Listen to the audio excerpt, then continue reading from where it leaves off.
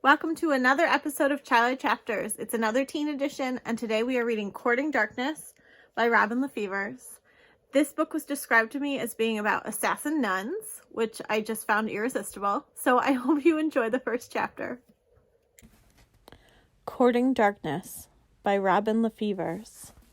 Prologue. Sabella. As I stand on the battlements of the besieged city, looking out at the disarray before me, it is clear the god of death has taken to the field. While this could be said of any battle, death and war are old friends after all. Today he rides a black horse, a pale-haired rider hunkered down in front of him. Enith, the most skilled of all of death's handmaidens and the sister of my heart. She has done her part to avert this war, taken her shot using the last of the arrows forged by the gods, which flew as straight and true as if guided by their own hand. But now the French have seen her. Understand that if it was she who shot at their king, and even though he is unharmed, harming him was never the intent, they are on her like jackals on a rotting carcass. "Reload!" calls out Eva, one of the dozen followers of Saint Arduina who stand beside me along the ramparts. Death and Enith ride hard for the gate, Mortain covering her with his body, a body from which 4 arrows protrude, protecting her life with his own. No, not his own, for he is the god of death, I remind myself. But Father Ephraim's warning has taken root in my heart. My lord, do you know what will happen if you choose to involve yourself in mortal affairs, do you not? The French archers release a second volley of arrows. As one, the Arduinites and I return fire. But our arrows are too late. Mortain is hit yet again, taking 2 more to his side. Aneth twists in the saddle, trying to hold on to him. It does not work, and they plummet to the ground. Aneth begins crawling toward Mortain under yet another shower of French arrows. By fate or chance, one of them buries itself in Death's chest, and I feel the pain of it as if it comes from my own. Ice-cold fingers of dread trail down my back before wrapping themselves around my heart. As a lone hound brays in the distance, I shove away from the battlements and race down the stairway to the gate. More hounds join the first, raising their voices in an unholy lamentation.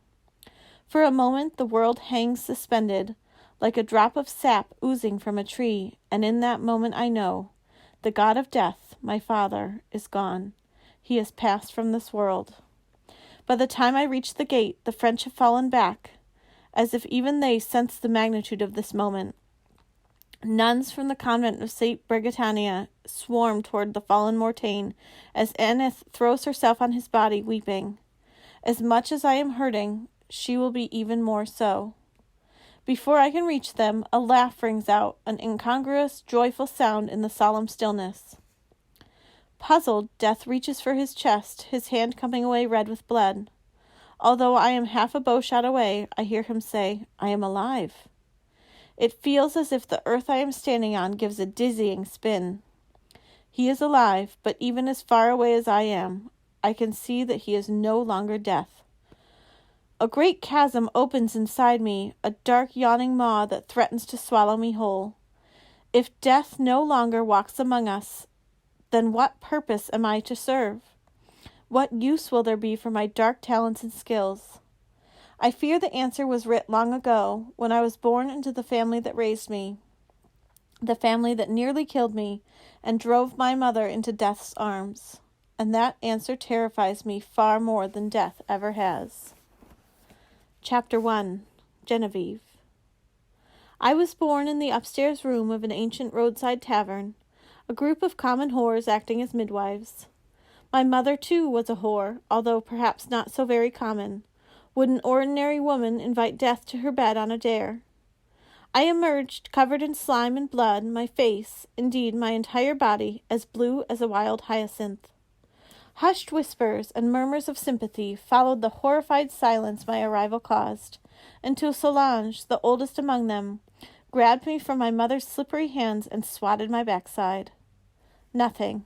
I did not cry or whimper or even draw breath. But old whores are as wise as old cats, and Solange did not give up. She bent down to place her wrinkled lips on mine, and blew. According to my mother, my chin quivered, a fist curled. Solange blew again, her determined breath somehow shoving away the cold hands of my father as he reached for me. I drew a deep breath of my own after that, followed by a lusty cry. The women thought me a miracle, moved that one had been visited upon them just as if they were the Magdalena herself. All except my mother, who knew precisely who she'd invited into her bed 9 months earlier. It wasn't until I was 4 years old and clutched at her hand as she headed up the stairs with her night's customer that my parentage was confirmed. "His heart," I whispered into her lowered ear as I rubbed my small chest. "It's beating strangely." Less than an hour later, he was dead. It is that same panicked beating that has brought me to the lowest levels of the castle today. A heartbeat as close and intimate as if it is beating against my own ribs. I follow the deep bump through the narrow, twisting corridors of the dungeons, stopping when a gaping black hole appears at my feet. The darkness that oozes up through the metal grate is as thick and solid as a coiled snake. At first, I think it a hatch to the river that runs nearby, or perhaps, wrinkling my nose, the sewer. Until the next heartbeat reverberates through me, one long, deep ba-bump. I never feel the heartbeats of others unless they are close to dying. That is when I finally understand the nature of this pit. It is an oubliette, a dungeon designed specifically for those who do not even warrant the mercy of a clean death. Nameless dread that cannot be explained by the presence of death thrums through me. My hand clenches. I should turn and walk away, return to the sumptuous, brightly lit rooms of the castle proper. I am getting ready to do just that when the heartbeat stops. The pressure in my chest grows, stretching against my ribs, seeping into the very marrow of my bones. Trepidation and despair sweep through me as if the world itself has just been torn in two. And then the pressure stops, is simply gone like the passing of the wind. "Who's there?" The croaked question shatters the absolute silence, causing me to leap back. The dead do not speak. Oubliette, to forget. If it were called by any other name, I could turn and walk away. If it were empty, it most assuredly would hold no interest for me. But someone is down there, someone else the world has forgotten. That he is dying, while there is no way I can ignore it now. While I was sired by the god of death and sent to his convent to train in his arts, I have had precious little opportunity to explore them since I have left. "Who are you?" The voice is low and hoarse, but it is the commanding tone of it that startles an answer from me. "No one, a shadow." My words float down into the darkness on the barest exhalation of breath. Hopefully he will think them naught but a fevered dream as he lies at death's door. There is movement below, as if someone is shifting position, straining to look up. A moment later, I hear him rising to his feet. I scramble back from the hole, my footsteps quick and silent. When I am well away from the oubliette, I allow myself to run, returning through the labyrinth of underground corridors to the main floor of the castle. "Who are you?" His question follows me like a ghost, as if the forgotten dying man has looked into my very soul and seen the doubt and uncertainty that has plagued me for the last year. Who, by the 9, am I? When I finally reach the main section of the palace, I pause to brush off my skirts and smooth my hair.